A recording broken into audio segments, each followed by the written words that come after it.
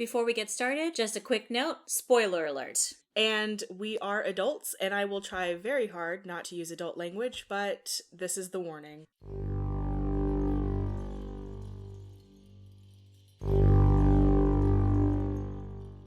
Hello and welcome to Last Library on the Left. My name is Jennifer. And my name is Sadina. We're a horror review and discussion podcast where we talk about horror in books, movies, and other formats, why we seek it out, and why we need it in our lives. And today is a fun episode. We're going to be talking about horror in music. I had not thought about that aspect of horror until you brought it up months ago, and this is one that I've been really looking forward to. Yeah, this is going to be really interesting because some of the songs that I picked are kind of popish and fluffy, but they're not. And some of the bands that you picked out, I'm like, oh, they're pop bands. And no. I was also looking at the release dates for them, and we have a pretty solid, like from the 1980s until 2020. Yeah, I don't know how we manage that. Our taste in music, some of it aligns and some of it is so different. And so I like that we were able to get a good range of time frames in all of our listening and also a good amount of genres. It was very serendipitous. Yeah. And before we even start, I'll say if y'all have any suggestions in horror, let us know because this could be an ongoing conversation. Yeah, this was definitely a discussion. Actually, I got a couple of the songs while I was visiting a friend in Seattle, and I asked her and a couple of the other people that were there for the weekend. Her brother brought up the Tech Nine one. So thank you, Ellie. Like Jennifer said, I'm very interested in more discussions about horror in music, especially the ways that it can come out. Some of the songs we're going to talk about, they were visually horrific. So you have to go to the music video. And then some of them are haunting melody wise. And then some of them are only lyrically scary because, in fact, it's the first one we're going to talk about. That one upset me a lot. Yeah. So let's just go ahead and go right on into it. As many of you know, I am Caribbean. And one of the things that I grew up listening to was Caribbean music. So the first song we're going to talk about is called Boom Bye Bye by Buju Banton. It was released in 1992. And for those that don't know, Buju Banton is a Jamaican reggae dancehall artist, and he's been around for forever. So when I was looking up the discography just to find some history, this song was never released on any one of his albums that I found. It was, but it got removed from the catalog. Yeah, I couldn't find the original album that it was. I can't remember, but I remember listening to it as a little girl. This is a lot about, I don't want to say that my parents did anything bad about letting me listen to the song because they didn't. But I've always been part of a musical family where we just listen to music Saturdays, Sundays when you're cleaning. That's what you're doing. You're listening to music. And because we were immigrants in America, we only listened to the stuff that we knew and stuff, the albums that they got from Canada or when they went back home. Buju Banton, he was just a staple in my house. This is one of my favorite songs. I used to sing along to it, not knowing the words because I was living in America and the dialect that he uses is sort of like a patois. So growing up, it was hard to understand the patois dialect, even though my mom spoke it a little bit, and even though my dad speaks it a little bit, but you're adjusting to American slang. So it was just hard for me to decipher what he was saying in parts of it. And then in parts of it, I was just so naive. The song Boom Bye Bye literally talks about supporting killing gay men. And they never said gay men in the song. They call him a bati boy. That means a butt, right? So I remember growing up and listening to this, just loving this song, loving the music, everything. And then when I got older, I heard the words and I was like, and the guilt and the shame just rained down on me because I would sing this loud and proud. Wow. I would. This is my favorite song of his. I loved it. And even now, I'm so ashamed to say how much I love that song. Wow. And that wasn't his only song. No. When you said that, like, if people don't know him, I didn't realize I knew him until I looked up his discography. If you've ever listened to any house or reggae type music, you've heard Buju Banton somewhere. He's been very heavily influential. Yeah, he is an icon in Jamaican reggae dancehall. If you haven't heard of his songs, you've heard of his music because probably a rapper has used it as a sampler in one of their albums comes to. It was just horrific. And I want to address this because there is this community in the rap community, also in the reggae community, where that homophobia stigma still is, because his is not the only song that bashes gay men and even tries to support killing gay men. There are tons of others. I didn't want to make this whole episode about that. I just wanted to highlight this one because Buju did issue a public apology. He removed the song from his catalog, and he tells everyone he's all about love now and appreciating people for who they are. So I just had to bring him up because it was just horrifying. If you look through the lyrics, and if you can't understand it, it's that patois, but you can find translations. I listened to a bit of patois myself, but I was listening to it and I started to write down basically what I thought the lines were from what I understood of patois. And one of the lines is rude boy, which is him. The rude boy singing doesn't promote the nasty man. Then talk about how butt boys or whatever, they don't want a Jackie, give them a Paul instead. And then there was one line that really I found upsetting, which I'm not going to try to say in the patois, but I interpreted it as if a gay man approaches me, the rapper, he's not for it, and that he'll burn him up like a tire wheel. And I was like, what the actual fuckery am I listening to? Bro, I was so shook over this whole song. And I listened to it first because I put them in order alphabetically of the singer. Yeah. So I listened to it first and I was so upset, and I don't know how to explain it. It was really messed up, and I had to read into it and find all the articles on it. And I was just like, this is so upsetting and so distressing. Yeah. And like the image of little Jennifer just like belting it out. Sing along, because listen, the melody is fantastic. Ooh. And I remember being little thinking, like, when I get a car, this is gonna be one of the first songs that's playing. And then I turned into a teen and I heard it and I was like, wait a minute, no. Every now and again it still comes up, because one of the things in the Caribbean that we do a lot is we have a lot of remix CDs. So they use a lot of his melodies. So every now and again the chorus will come up and I'm struck with that shame over again and that guilt. What really bothered me when I was researching this is that he was 15 when he recorded that. And I want to say I was maybe 14 when I took a listen to it and I was like, no. It's very triggering, especially as someone who's from the queer community. I didn't know anything about the song when I first started listening to it, but I picked up on the queer bashing and the threat to life immediately. In fact, I had to pause it and go read about it first and be like, what the fuck am I listening to, Jennifer? Yeah, because it's really horrible. I mean, don't listen to it, y'all. Yeah, it's not subtle either. There's lines about how they don't want the sweetness between the girls' legs. They'd rather rub up on each other. And I was like, it's so homophobic. It's also really misogynistic. And I was like, what the I hate this.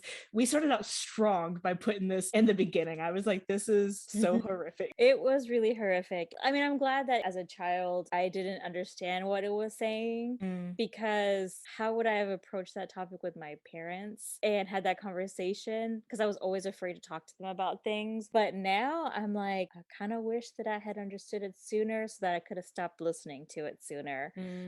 Because now, like I said, the wave of shame that hits me whenever I see his name, it immediately goes to this song. It doesn't go to any of his other great songs because he has a good discography. But I always think about this one and just how horrible it is. There's so many others in like the Caribbean community that are just homophobic songs, and I just don't even want to get into it. These are songs that I listened to as a kid, and I have gay cousins and I'm sure they listen to it, and it just makes me feel sad that they listen to it. And how did they feel? Yeah, you're right, we started out strong with that one. That was a good start, a good strong terrible start. Yeah, and because we can't finish on the social issues, we're gonna go right into another social one. I really need to hear why you found it scarier. When I was like, hell yeah, I like wound up listening to the entire album after. It's a great album. It is a great album. I was like, this is so inspiring. What's so scary about it? It was like, it's super inspiring, but I'm a socialist at heart. So maybe like, that's why I find it inspiring. I don't know. The next one we're going to talk about is the duo Dead Prez and their album Let's Get Free, but specifically the intro part, which, okay guys, I'm from the 80s. I grew up in the 90s. I had mixed CDs. And so the track was titled Wolves. So that's what I had in my notes, Wolves by Dead Prez. But that's just the intro part of the album. Let me just go through the credits. It was produced by Dead Prez, Head Rush, Lord Jamar, and Kanye West, which I was like, oh, that's interesting. Wait, wait. With all the like slavery didn't exist and anti-blackness this man is about this, and he helped produce what? Yeah. Okay, now I'm starting to believe those theories that he's a pod person, and that the real Kanye West is dead. Yeah, I'm about that theory. It released in 2000, and when I saw Kanye West on here, I was like, huh, okay. Yeah, I'd have to be like, but are there two of them? I was like, it tracks because he went off the deep end 2012, I would say. So the intro song, which is probably one of my favorite beats that I've ever heard in my entire life, followed by a speech by Chairman Omali Yeshitela of the International People's Democratic Uhuru Movement. And the speech is talking about how when hunters are hunting wolves, they take a blade, bury it in ice, and it's covered in blood. So the wolves are attracted to the blood and they start licking the blade, and they end up just cutting themselves until they end up dying. And it goes into comparing that to the oppression of Black people in their communities with crack cocaine and being supplied heavily into Black communities and preventing them from reaching success in society. The reason why I put it down as horror is because I went through school here in America, but this was the first instance of oppression that I saw that really painted a visual. Because I grew up in Greenspoint, so I could see it happening in my own neighborhood and see the oppression in my own neighborhood. And this brought to light that. I think for a lot of people, especially someone like me growing up, I went to school and I came home. I did some extracurricular activities, but really not that many. I was really confined to being at home a lot of the times. And when I was at home, I was with my cousins. I didn't go out with friends and stuff. So I was really sheltered. And a lot of it is because my parents just couldn't afford to do a lot of things, right? So I just stayed at home with my parents. I stayed in their shop. If I wasn't with them, I was with my cousins. So it was just never about seeing the world for what it was. It brought to horror some things that you only read in textbooks. I could see it happening in my neighborhood. And I remember listening to the song, driving down the street and looking at the people out there catching the bus and seeing it's just all people of color in my neighborhood, and they're all struggling. And I just felt so sad. And that's why I put it in there, because this is a specifically hip hop song. And I know that people bash hip hop because they're talking about bitches and hoes and drugs and money and chains and stuff. But this duo here, they brought together societal issues that I don't know that they won any awards for it. They should have. I know they weren't all over the Grammys for this album. You know what I'm saying? Yeah. So it was so quiet, but it was so well done. And it brought to light so many horrific issues that we are still dealing with in 2021, 21 years after this album came out. I had to include it in there because the horror is real. I was listening to it. I didn't find it horrific in the sense that I thought of some of the other songs we were listening to, even the Buju Banton one. I found it upsetting, in the way that you hear and see and think about the truth behind systemic racism, and it's upsetting. It wasn't horrific for me in the same way that I was kind of viewing through the lens of horror or other music, and it felt more like a reprisal, like a good servant just sitting in church. I found it very inspiring. Like I said before, I even went further with the rest of our list. I listened to the whole album and was just like, this is just really good. This is the type of stuff that I listen to feel righteously angry about the things that I think I should feel righteously angry about. Yeah, that's definitely fuels some anger in me at society and how we treat each other and how we don't take care of each other. I wanted it there because it's like, everyone needs to listen to this album. Yeah, that's a good one. So the next song is Shankill Butchers by the Decemberists, which was released in 2006. And I chose it for a couple of reasons. The first reason is because it, much like many songs that I find to be creepy later, the first time I hear them, I'm like, oh, this is really fun. And I like the song, or I like the melody. And then I listen to the second time around and I'm like, oh, what the is that? What am I? Did I just hear them say what I think they said? No, they couldn't, because the first time this was one of those songs. And the very first time I heard it, I was working at Borders. So like before and after hours, we would put on our own CDs. Mhm. And I think this is one of the ones that our manager Dwayne put on. And the very first time I heard it, I was like, oh, this is melodic and kind of syrupy. Made the hairs stand on end on my arms and neck, but I didn't know why. And then the second time it played through a couple of days later, I actually listened to the lyrics and I was like, wait, is this whole song about people coming through a town to murder people at night? Well, it's a little upsetting because it sounds very melodic and like a lullaby. It's very those warning lullabies from old world. The Irish moms would sing, or like Eastern European parents would sing these things that were stories, but they were stories told in lullaby form that told you to be wary of the vampires. And I got curious and I was like, okay, let me look this up. So I looked it up and it's based on actual people called the Shankill Butcher Gang of Ireland who were actively murdering Catholics in the 1970s. They killed 23 people. Oh my gosh. And the thing too is that the Shankill part, it happened to be that their base was located on Shankill Road. Oh my gosh. And they used butcher's cleavers because one of the guys who had gotten fired from his job at a butchery had stolen a bunch of cleavers and knives. And that's what they used to abduct, murder, torture Catholics. Oh my gosh. Yeah. So scary. It's really upsetting to know that this song that kind of sounds like a warning lullaby is legitimately a warning lullaby. So it reminded me of two things when I listened to it. The first thing that it reminded me of was the song Pumped Up Kicks by Foster the People. Because I was like, oh, I love this song. Such a cute, catchy beat. And then I listened to it and I was like, oh no, no. So yeah, thank you for that.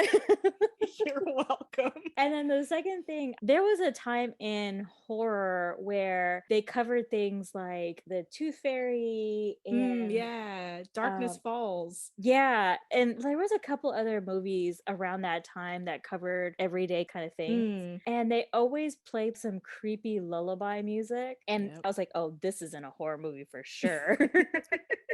I was really freaked out when I was listening to this one. This one really freaked me the F out. Right? When I first heard it, I was trying to figure out, are they actual people they're being warned about? Or is it like the Tooth Fairy or like the Boogeyman? Or is this the Boogeyman for some group somewhere in the world that he's singing about? And so then I always had this image of these ethereal kind of fog, like something wicked this way comes type things coming into the town. And it was a way to keep your young children off the street at night. And I thought that's what this was. And then to find out that it was based on actual serial killers and religiously driven serial killers in the 1970s in Ireland, I was like, I hate this. I hate it too. It's a good one though. It was so good. But yeah, it was, oh God, it was so scary. I was really scared listening to it. Just out of habit, I listened to all these songs in the daytime so that they weren't in my head at night. Same. And this one was really scary. I thought this one was going to come back to bite me in the butt, but it didn't. I'm glad because this one, when we first started talking about doing horror and music, this was the first one that came to my mind. And I was like, oh, I know where I'm going to start. Yeah. This one also, it gave me throwbacks to the kids' songs like London Bridge and Ring Around the Rosie. And I was like, I would never want no, I don't want to think about this. Yeah, it was quite a lot. I'm glad you liked it because the next one, I'm still a little shocked you've never listened to Florence and the Machine, but this song by her, Florence and the Machine, were like one of me and my mom's favorite singers. And I was listening to Ceremonials, and a lot of Ceremonials is really emotional and really pulls at my heart and kind of can be difficult now to listen to without my mom. But Seven Devils, when I listened to Seven Devils for the first time, I remember listening to it once and then was like, that's never playing on my car ever again.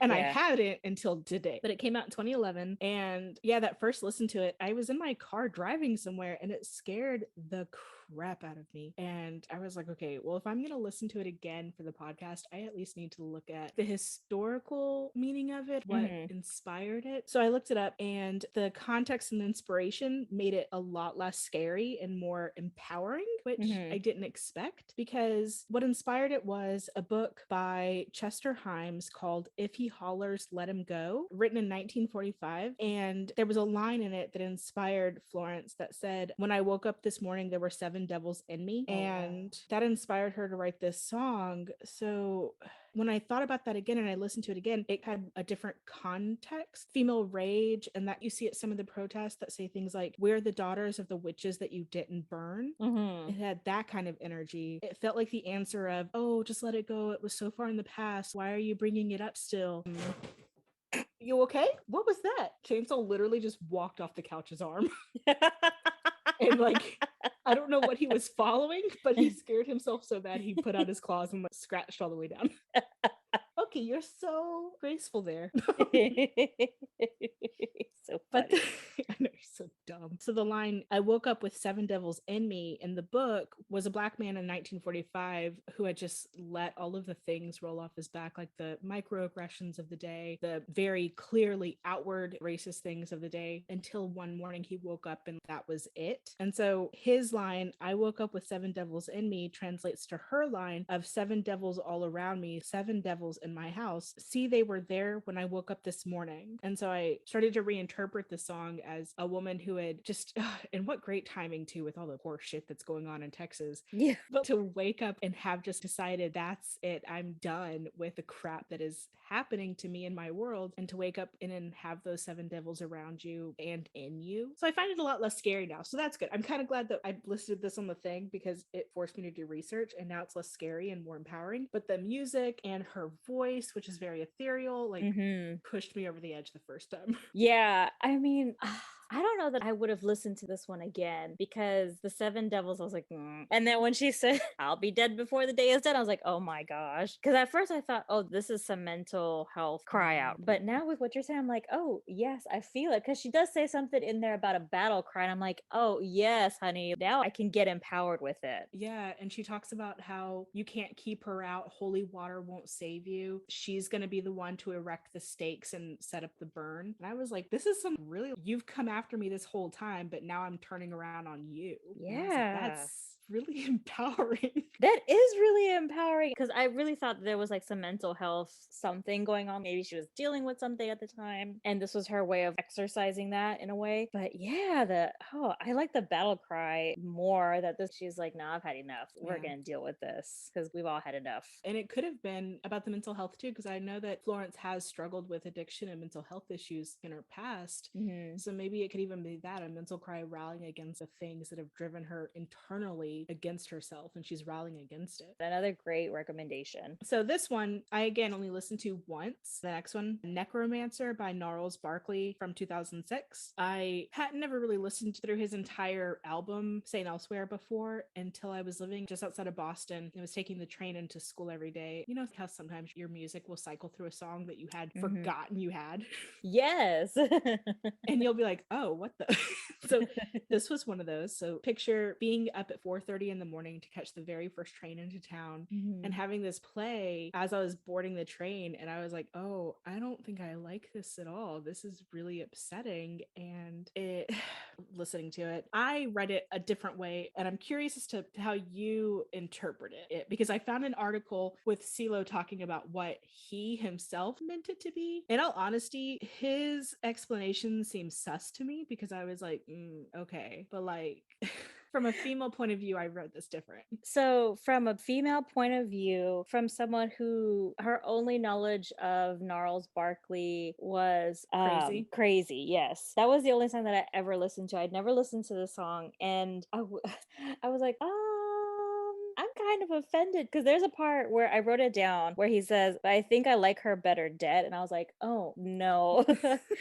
And to talk about without a care, I'm compassionate about killing her. That's so hypocritical. I was offended from the get-go. And I was angry. I was so angry. And then it says, "We discussed over dinner how she would die before the day was done." What do you have against this woman? Because it seemed like you like her, but I don't think you do. So I don't know. Yeah, I agree. Before I talk about what I thought it was, let me tell you the snippet I wrote down from CeeLo's interview with MTV. So CeeLo claims it's about a woman that he sees who she thinks that people are more into her, not just sexually or whatever, but friendship wise. People only like her when she's under the influence. So she overindulges and becomes this living dead creature who can only be lively when she's dead inside. And I was like, I mean, I guess, but that seems really sus to me when you have a line in there that says, I'd have my way with what's left of the will in her. And I'm like, but that makes it sound like the way that I thought it was initially, which I read this as a man finding a lively or wild woman and then finding pleasure in breaking her in and down and owning her, feeding on her lifestyle while consuming her and gaslighting her to abuse and drain her, which is what I think is more likely.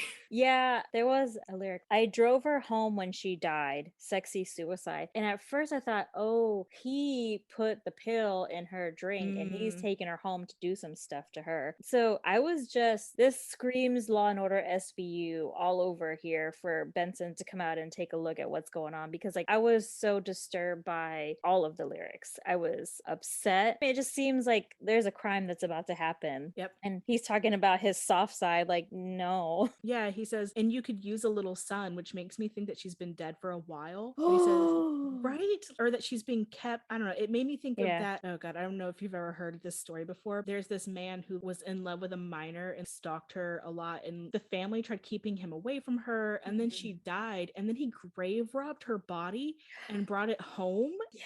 Kept her stuffed and lit. It was Yeah. That was a truly horrifying song. Yeah, I think especially the part, so like he claims that he met this wild party girl or whatever, but she becomes a walking dead person because of her addiction and her need to please everybody. And that he says the line, I think I like her better dead, is supposed to mean he likes her better when she's not putting on this show for people. And I was like, okay, but if that were true, that line that says I'd have my way with what's left of the will in her does not sound supportive. Yeah, there are so many other ways lyrically you could have said a lot of things in that song if you weren't wanting us to catch in on the wanting her dead part. I don't know that I believe CeeLo with that explanation. Sorry. Yeah, nice try, but I don't think so.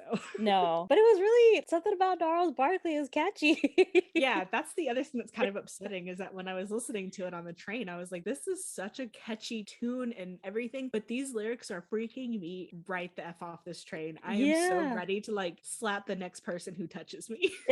It was truly disturbing in two ways, just because of the lyrics, but also because it was so catchy. And if I listened to Gnarls Barkley more, I probably would have been singing along to this song. And then halfway through realize, oh, what am I singing to? Yeah. Because I do that. You guys know it now. I do it. This was a no for me. I listened to it once and then I just went to the lyrics afterwards because I was like, it was a tough one. Yeah. Okay, so the next song is another one I chose before we get to one that we both agreed on. And it's Control by Halsey, which was released in 2015. And when I first heard it, on the surface, it sounds like a rough night at a haunted house, like Shirley Jackson's A Haunting on Hill House.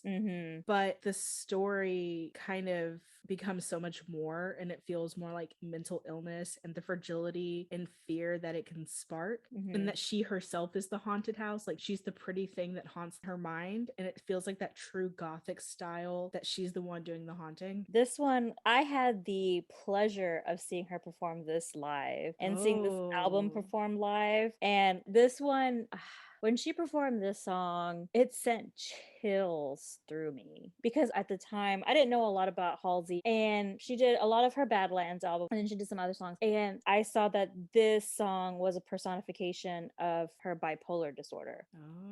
And I was so moved by this song because it was, to me, it's open, honest, and I think that that's Halsey as an artist anyways. You know, they're very open about who they are. So I love this song, and it is haunting, it's chilling, but it's honest and it's vulnerable. Yeah, I think the part that really got me was there's the baby doll that cries in the background between one of the lines, and the line that the children are crying, stop it, you're scaring me, like kind of really upset me too. Yes, because that one was really haunting, because at one point Halsey says, you should be scared of me, but then asks the question, who's in control? And I was like, yeah, oh no. Yeah. I think I started to kind of make myself nervous, kind of like Seven Devils, where I started to get nervous about the idea of possession. And we all know it's one of my things, like I'm not gonna do possession. And so when even there's the whiff of it on the air, and I start to shut down. When you put it down for horror, I was like, wait a minute, what? And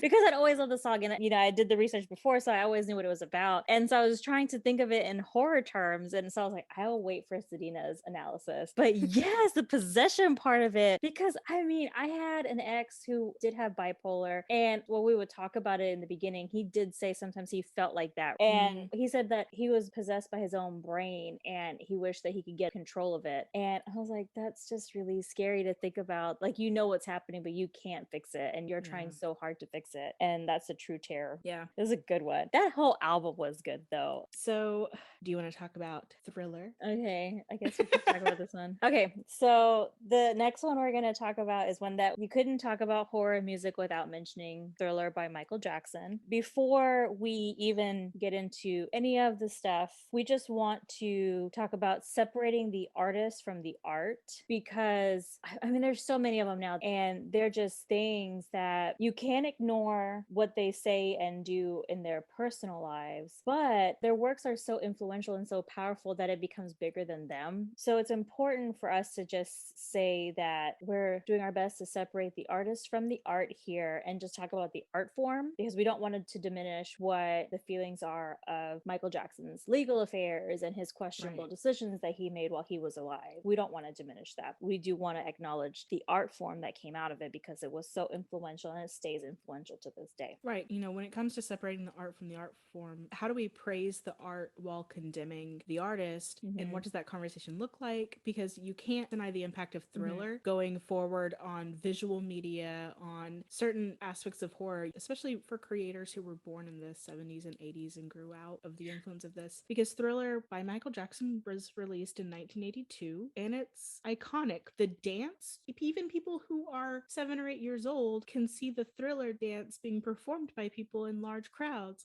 That impact is still here, and the video is iconic. All of it is classic and quintessential to what we understand of horror moving forward after this. It's hard to separate that from the things that he did, and it just, I gotta say, even rewatching the Thriller video, thinking about the documentary, it was really kind of hard to sit and enjoy it again. But once the dance started, it was like, okay, but this is the thing that is spoken for generations.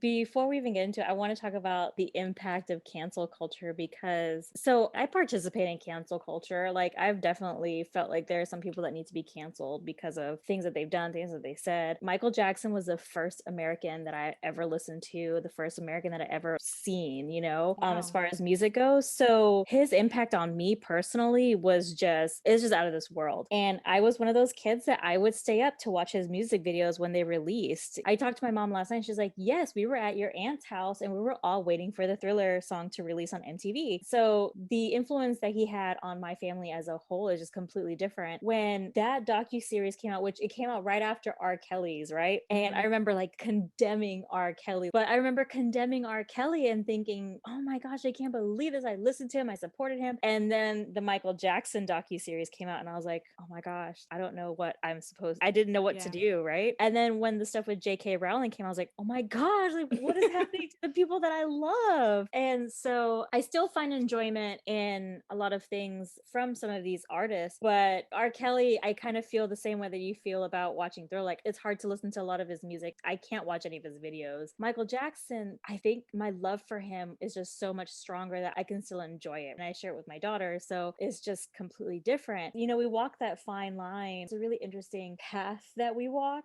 as far as cancel culture goes, and the canceling of people that we grew up with, adored, and realizing that not everyone is perfect. So let me go through and give you the credits on Michael Jackson's Thriller. The video was released in December 2nd, 1983 on MTV. It was recorded in 1982 and released in 1982, the audio. It was written by Rod Temperton. It was produced by Quincy Jones. The song was released by Epic Records and CBS, featuring Vincent Price, the Prince of Darkness, if you will, in my eyes.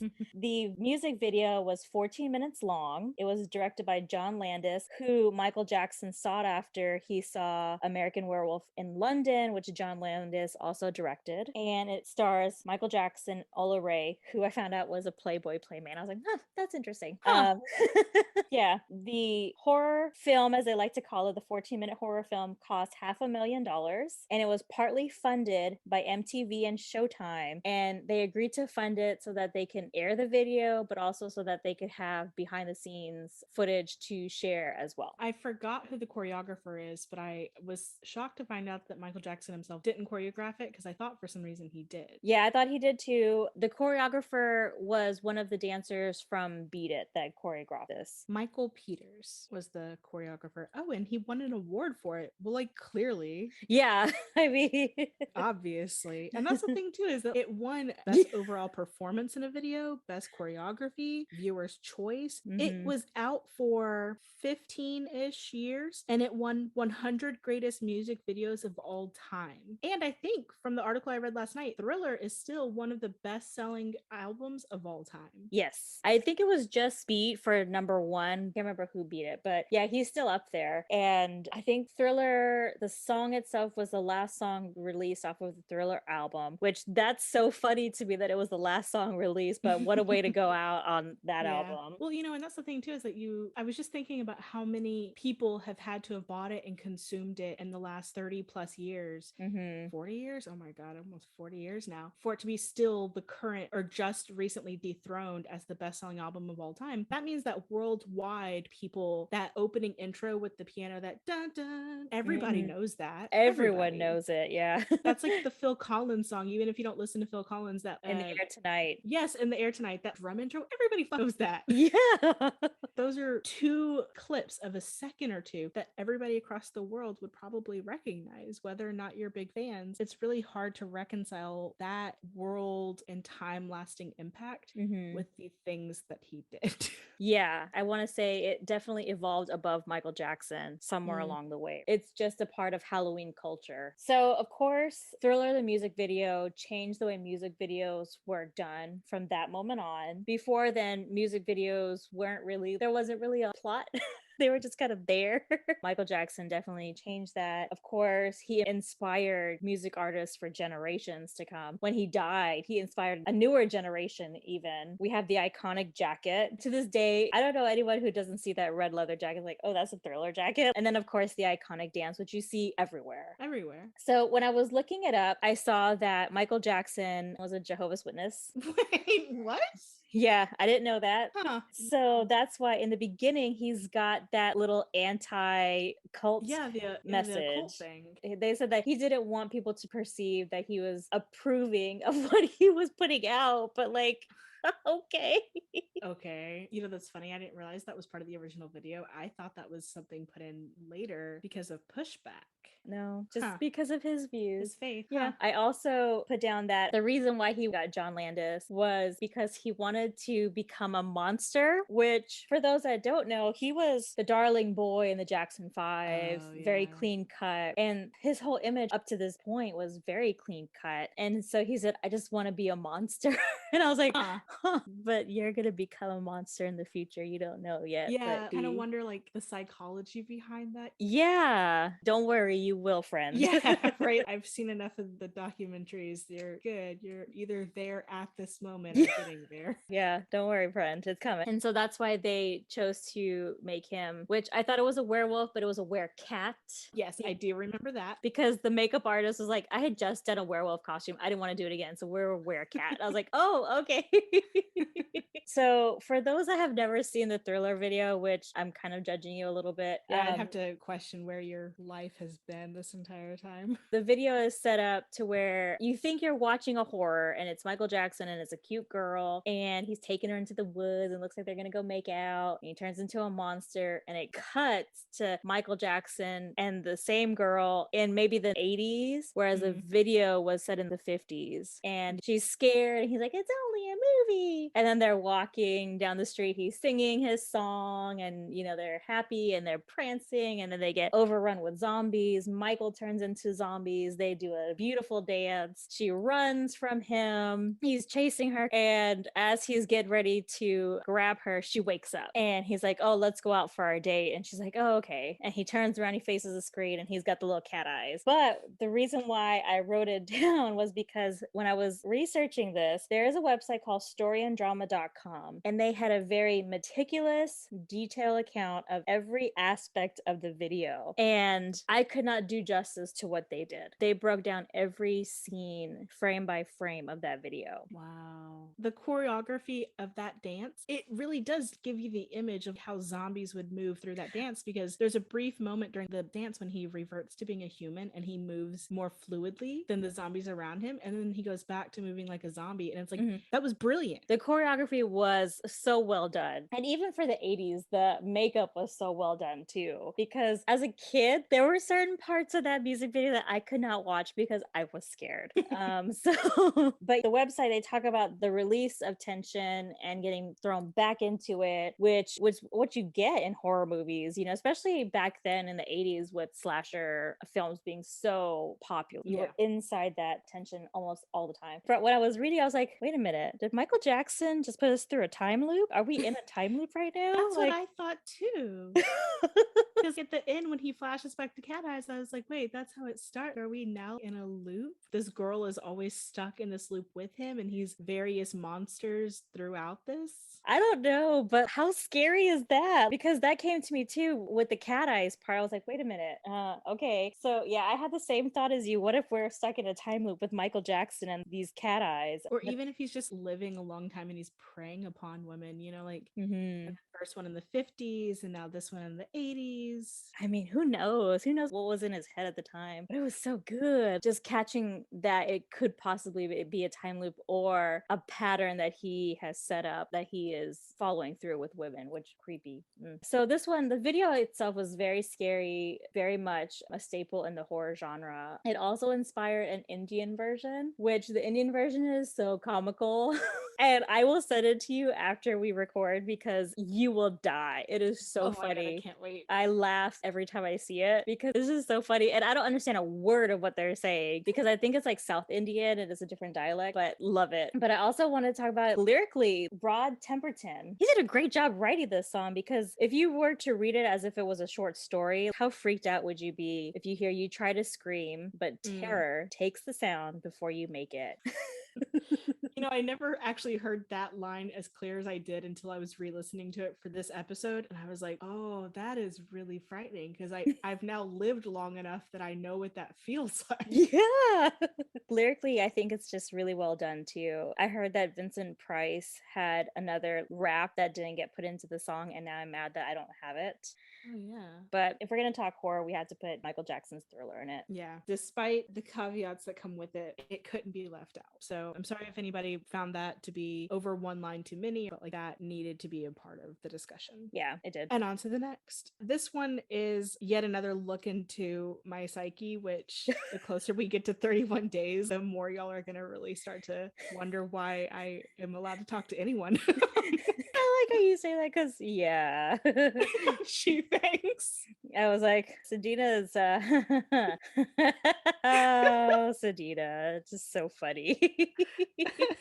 Okay, so this song is Dearly Departed by Shakey Graves, and it came out in 2014. It is a song that, to me, listening to it ignorantly and just enjoying it and being super into it before finding out what it actually was supposed to be, and then being completely like, oh God, there's something wrong with me, just like inherently.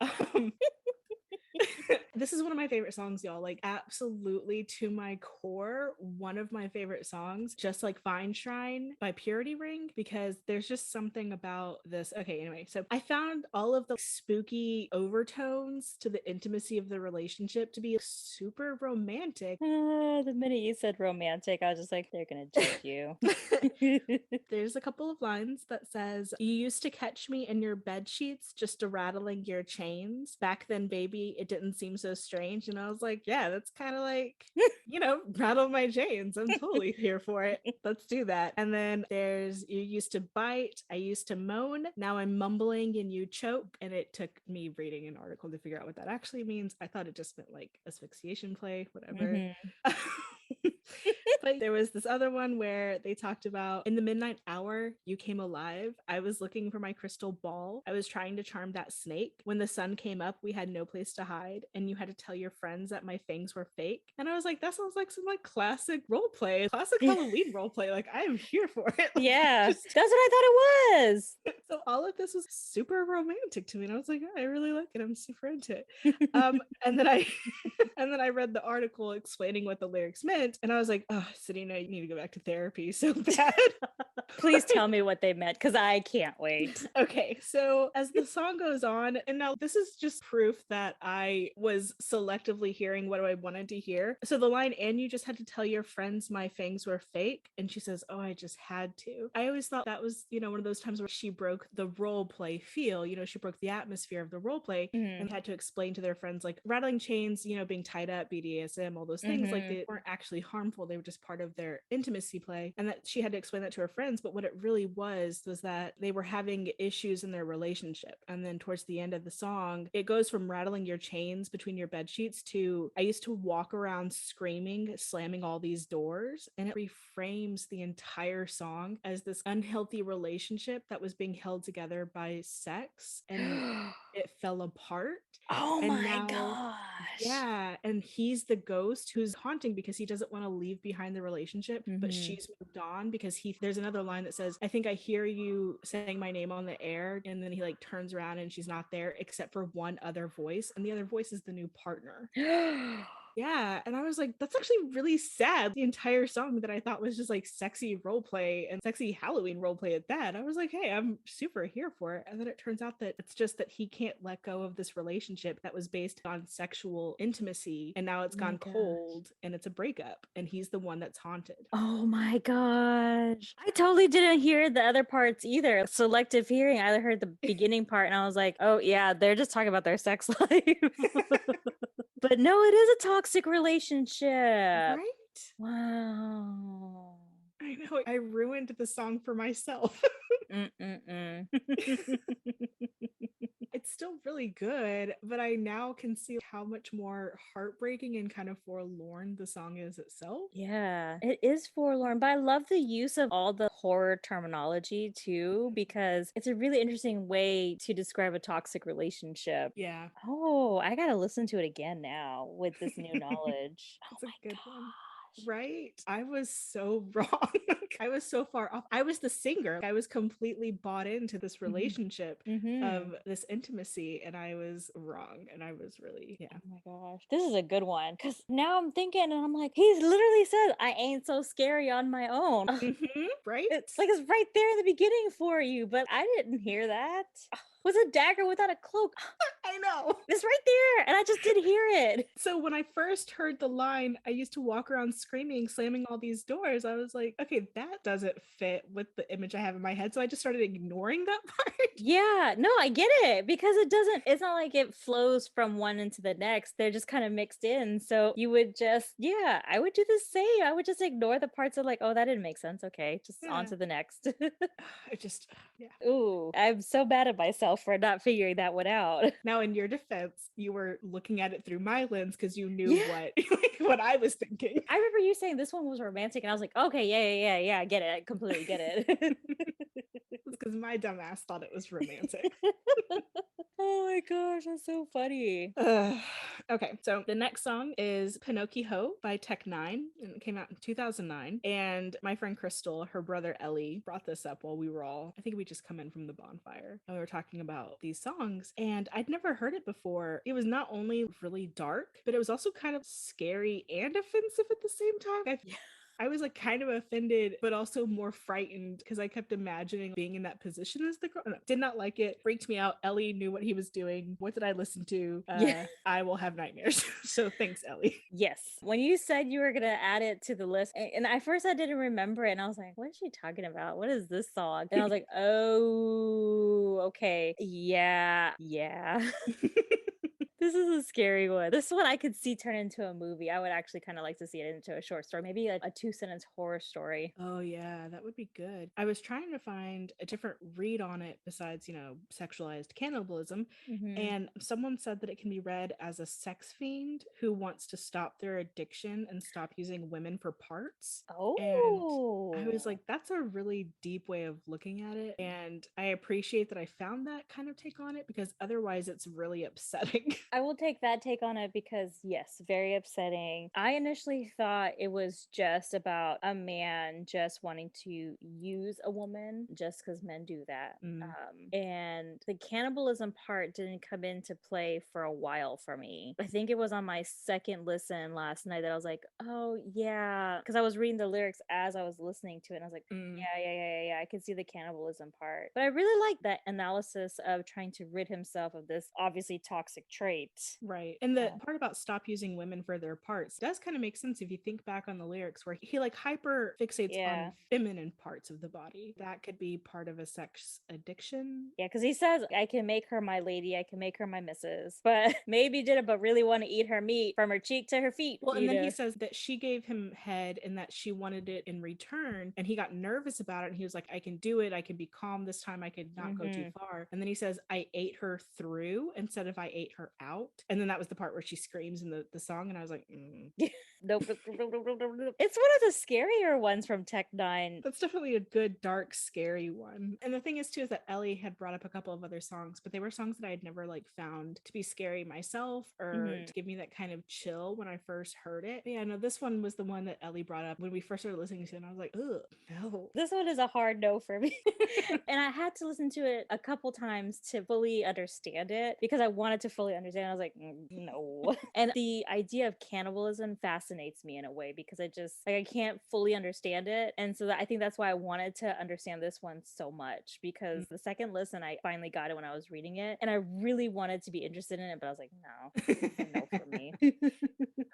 All right. And now we move into the things that I have been waiting for the most. So we're moving into a lot of your recommendations from the weekend. And out of the 6 songs from the weekend that you listed on our list, only 2 of them kind of freaked me out. Ooh, which 2?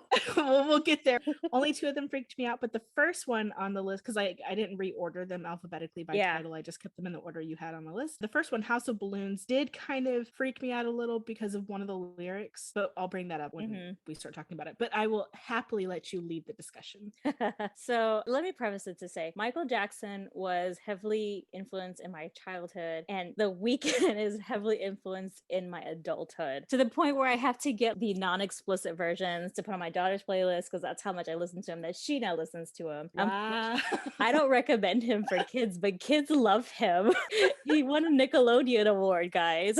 Oh, for real? Yes, he won a Nickelodeon award for the song I Can't Feel My Face. And if you've ever listened to it, if you know anything about drugs. Yes, he won an award for it. Listen, you guys think The Weeknd songs are romantic? He's not talking about females, okay? He's talking about drugs. Let's just call a spade a spade. That's just who he is. And his little symbol, which is so cute, is a little XO and it's a little heart in the middle and it's his little logo. I love it. But it means ecstasy and oxycodone, I think it is. Oxycontin? Oxycontin. Thank you. I don't know.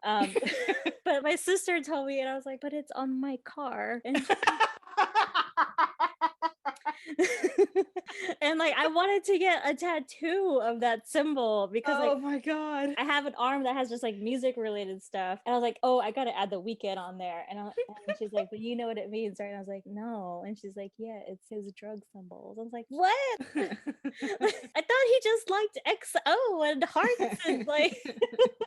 So yeah. Also, Jennifer, I think it may explain the more we talk about The Weeknd. Now I can have a better idea of why you may have found them as scary as you did or as upsetting. I get it a little bit better now. Yeah. So the first song we're going to talk about is House of Balloons. And this is off of one of his mixtapes that released in like 2010, 2011. He had 3 mixtapes that came out as an official release called Trilogy. So in this one, the title track, House of Balloons, is one that's so catchy. It's really upbeat. I really like it. But then one day I was listening to it and I'll just read the lyrics to you because they're just really freaky to me and I'm scared. It says, you look into my eyes. You can't recognize my face. You're in my world now. You can stay, but you belong to me. You belong to me. If it hurts to breathe, open a window. Your mind wants to leave, but you can't go. This is a happy house. We're happy here in a happy house. That last part, yeah, I have that written down. This is a happy house. We're here in a happy house. I was like, ooh, that's the only part that got me. I was just like, oh no, you did not say this to this woman. It just reminds me of, and I know that when he was writing this stuff, he was not in a good place, but the just disrespect and keeping a woman where she obviously didn't want to go. Obviously, he drugged her. It was just so disturbing to me just to have those lyrics written down and then to sing them so poppy. Yeah, I did make notes like that where I was like, it's not even subtle, but it is kind of scary when you think about the drug-based trauma. And it's backed by this line that I have a lot of experience with people who have drug-based trauma in my family. And the line that this is a happy house, we're happy here in a happy house is a line that they tell themselves all the time and tell you when you try to help them. And it's very traumatic. That was the only part that got me because I was like, fuck, this is my life. I'm not him, but I'm on the outside trying to wait and watch for an opening to help them. Yeah. For me, a big part of it was this guy came onto the scene and his voice is very Michael Jackson-esque to me. And he just kind of croons and it's just, the music is really nice. I'm a sucker for a really good melody and a really good beat. And he has a lot of that. It's really catchy to me. And I just don't listen to the words until the fourth or fifth play, really. And so when I finally listened to the words, I was like, okay. In the way his mixtapes were, it was almost like a continuous song. So the song after this talks about bringing out glass tables to start doing like lines of coke. I was like,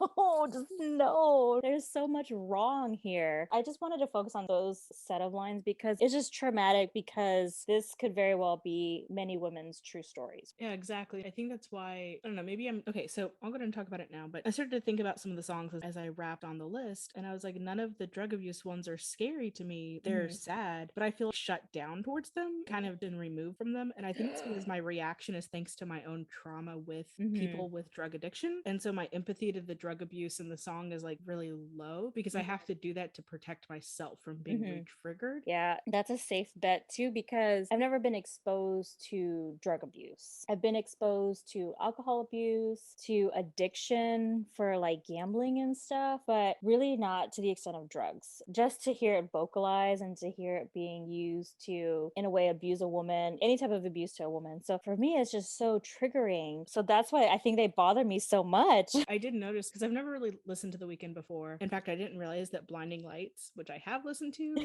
was The Weeknd, but I've only listened to it because we made that video for the library. And I definitely saw all of the drug allusions right off the bat. When I saw House of Balloons and I knew that this was going to be, I've heard, about his drug issues. I was like, oh, balloons, like balloons of heroin or balloons of like cocaine and things like that. None of this took me by surprise and all of it read very clearly. Yeah, as I got halfway through this part of the list, I was like, I think that I'm shut down on this because I can't allow myself to be re-triggered by the things that these things make me think of. Oh yeah, I completely get that. Oof, too scary. So in his most recent album, After Hours, I only put visually because, like we said, most of the songs talk about drugs. But his recent album, he did a visual segment where he lived out this character for a year and a half. Because anytime you saw him in mainstream media or at award shows or interviews or anything, he was always in that same getup that he wore the red tux. And then progressively his face got worse to where he was fully bandaged at one point. And it was when they were releasing each video after that stage of whatever happened to that video, however his face looked at the end, that's how he would appear in the press. Wow, that's actually artistically really brilliant.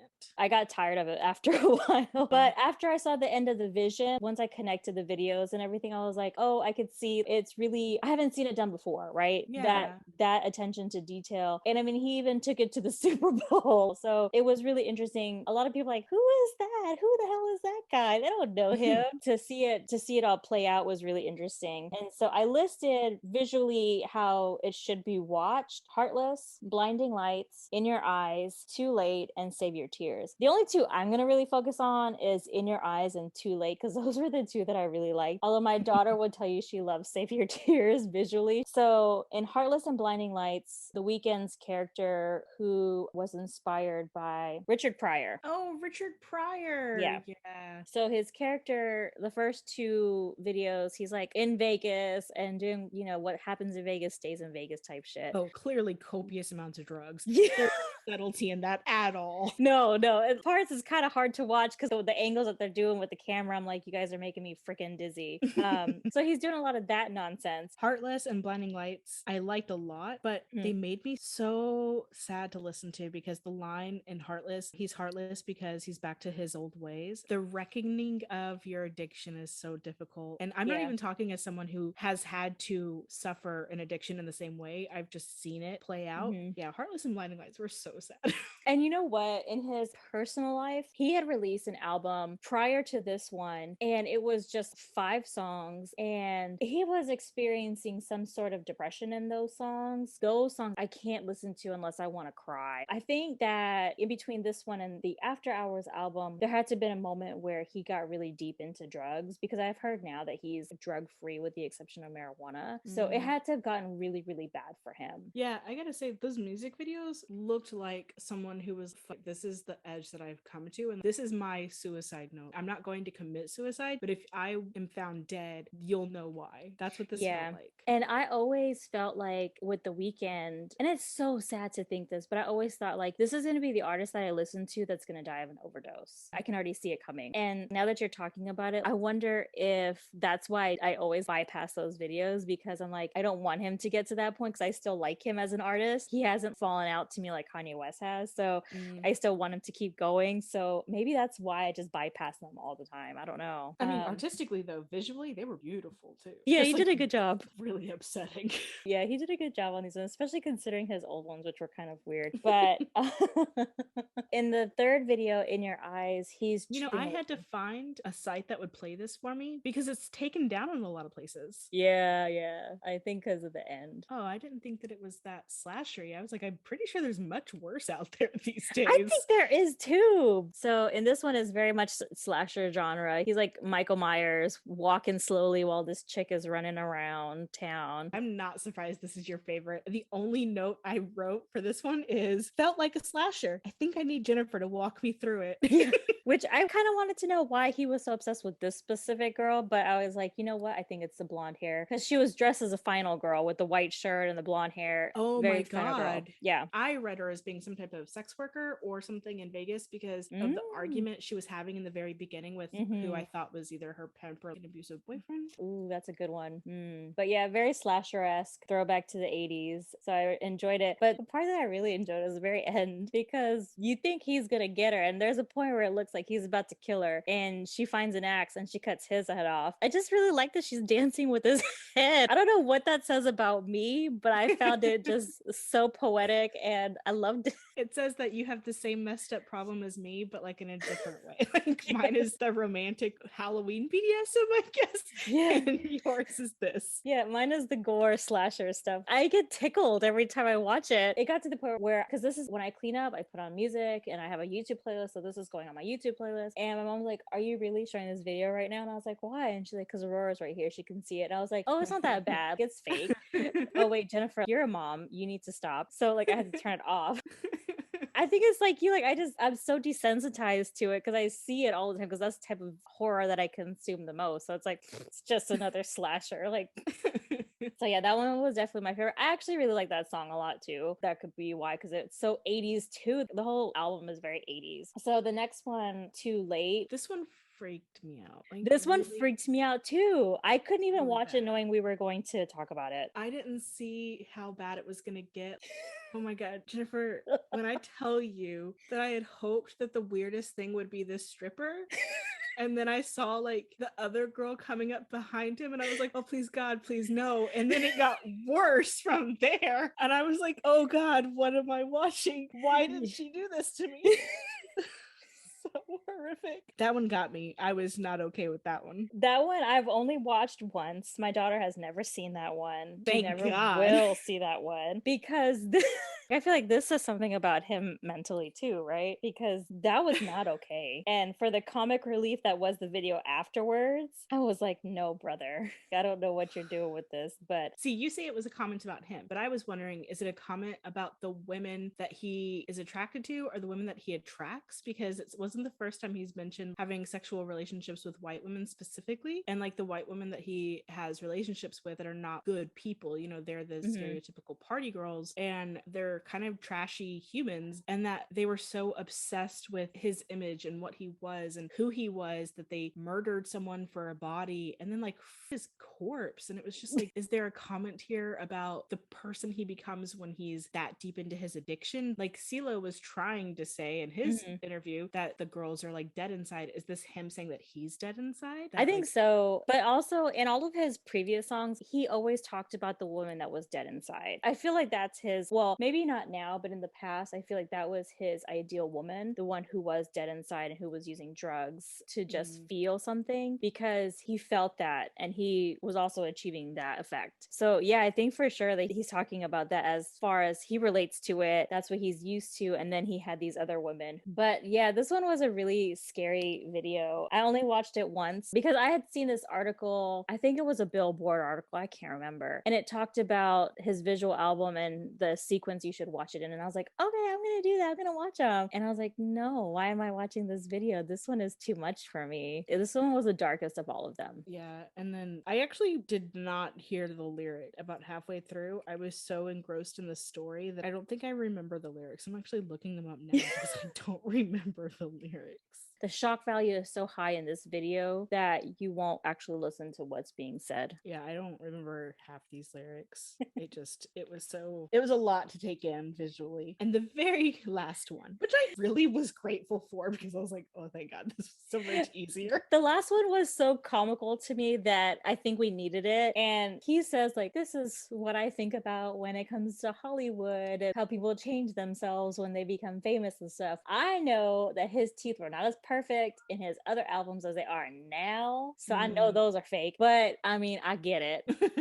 So this one, I put it in there because it was the end of the album and because he did use the prosthetics. But to me, there wasn't any kind of like real horror in this one, with the exception of the use of the gun towards the end and how casually he was just flailing it around. I don't know what that said about Hollywood society, but I just threw this one in there just because they threw it in there. Because in the song, you know, he's saying like, I treated you bad. You should not want me back. You should definitely save your tears for someone better. And you saw me across the room, but then he hands the gun to her to pull the trigger on him. And it made me wonder, like, is he telling her like, kill me off so you don't have to suffer because that's all I'll do is bring suffering to you? I don't know. I read that part a bit more as like the scary part where he was like, I'm not even worth your tears. You should just off me because of what I've become. I'm just no good for you. And that one was kind of sad. Yeah, it was very self-deprecating. You know, he had the gun to his head a couple times in the video and I was just like, And like towards the end, he literally pulled it to his head. He was getting ready to shoot and it was, you know, the comical bang. And I was just like, And he's smiling, knowing, I'm like, I don't know. You're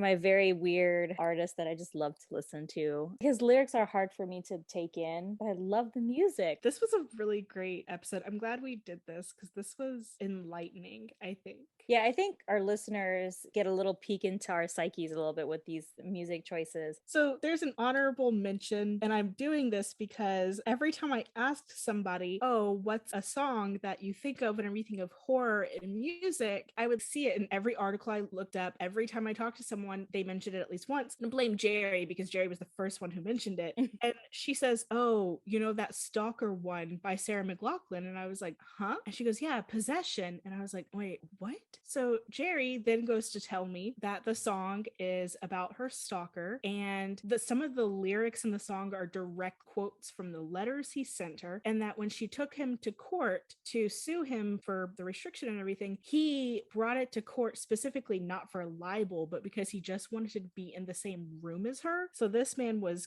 crazy. And I was like, this can't be right because I love this song. I have always loved this song. This song has always been very heartfelt and romantic to me. And then I listened to it and had the lyrics brought up alongside it as I listened to it with the story in my head. And all I could think was, how did I not know? I was 34 years old before.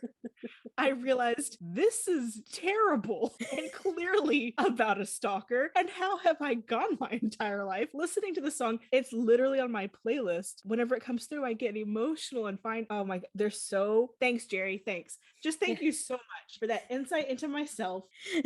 That I can hate myself just a little bit more. I really appreciate that. Well done. Applause all around because you did us both in, Jerry. How could you do that to me, Jerry? You ruined one of the few songs in my life that I thought was actually romantic. Not like, Purity Ring or Shaky Grape, like actually romantic. And no, guess what, Sadina? It's about a stalker with direct quotes from a stalker. How did I not see? Okay, Jerry, we're going to have some words. I love you, but we're going to have some words. Yeah, I attribute this to the fact that the singer did their job very well because you know what? I can't even finish that thought because it's so stupid. I just don't listen sometimes. I don't comprehend. Music is an escape for me. So I just listen to the music and I enjoy it. And I don't look to, be in depth with it. But there you go. Jeez, I am. Okay. Well, there's our honorable mention for horror in music and the horror that is my life. Mm-hmm. Yep. Listen to it and get that mind fuck. So yeah, thanks. And with that, I think, our 31 days is just 3 weeks away at this point. Yeah. When you all hear this, it's right around the corner. Y'all ready? I don't think y'all are ready. It's gonna be good. Yeah. Also, quick shout out. I just want to say I did find a review and I found this website called Podcast Addict and there was a review on there and it was our first written review back in March and it was super sweet, super great from Madam X. And please, Madam X, I hope that you're still listening and thank you so much for your kind words. The books are coming and I really, really hope you enjoy it. The books are a doozy, some of them. Oh my gosh. Listen, some of these books turned me inside out. So, all right. Bye, guys. Bye.